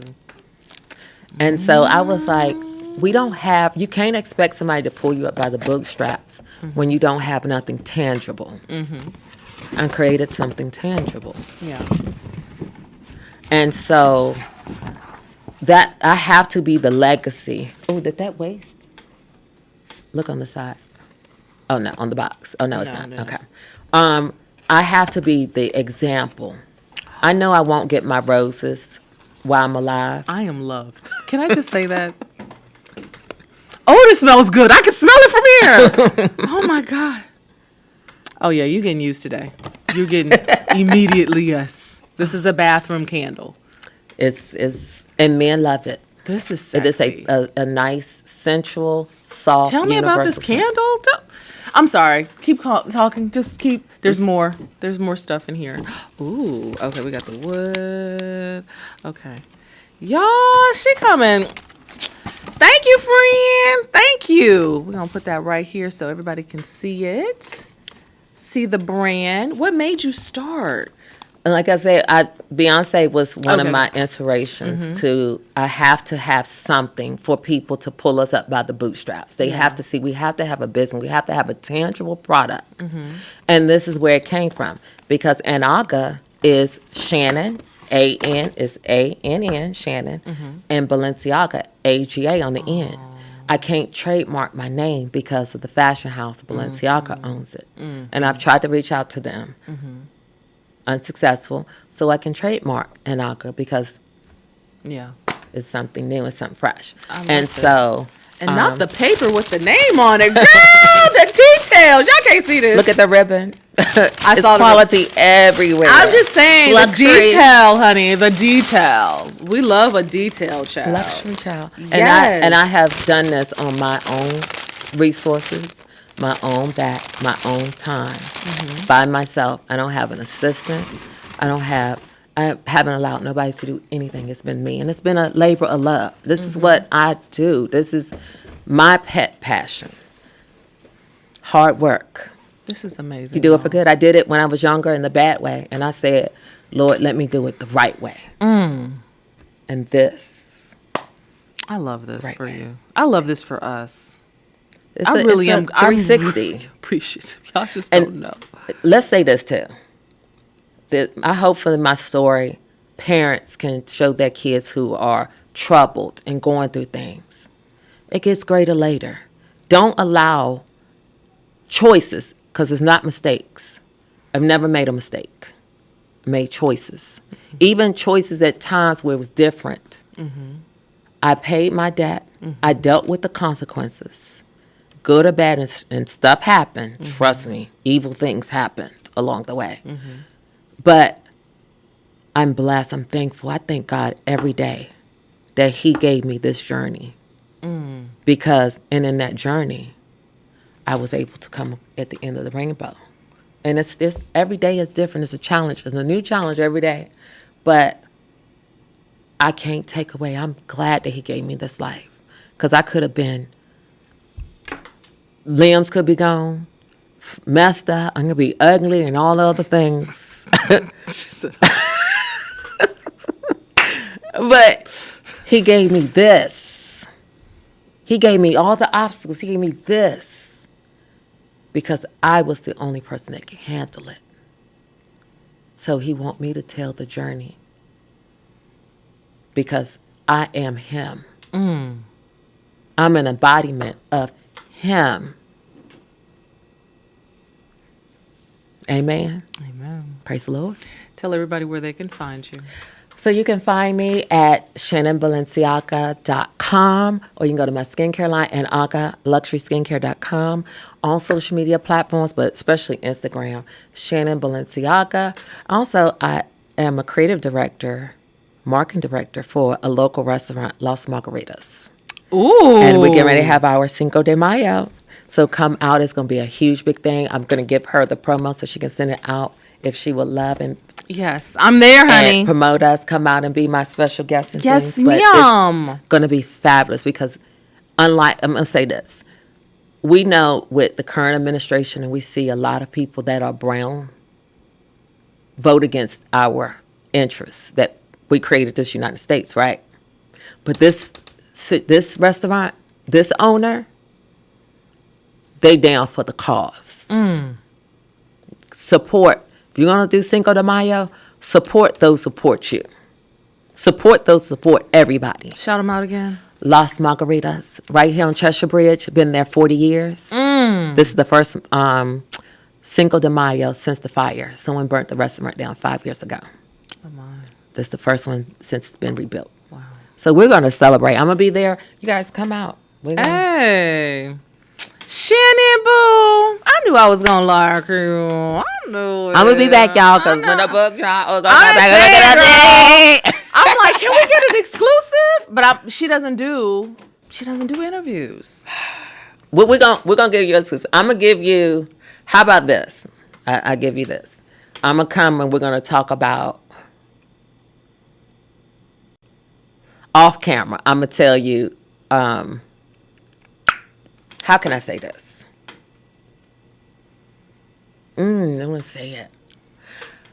Because it's gonna make me look so tawdry. No, I got tea about a reality. That's all you gotta say. Just tell Well, me it should have later. been Housewives of Atlanta. I'm just gonna say that. Bloop. Okay, I'm here for it. I can't wait for you to come back, sis. Okay. And we don't ever have anybody back, but I will. Yeah.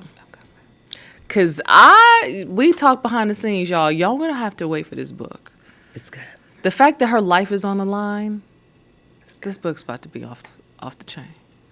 I'm looking. It's not one of these fake books. I'm telling it all. Oof. And it's not to shame, or you just being a mess. No, this is my journey, and everything connects the dots.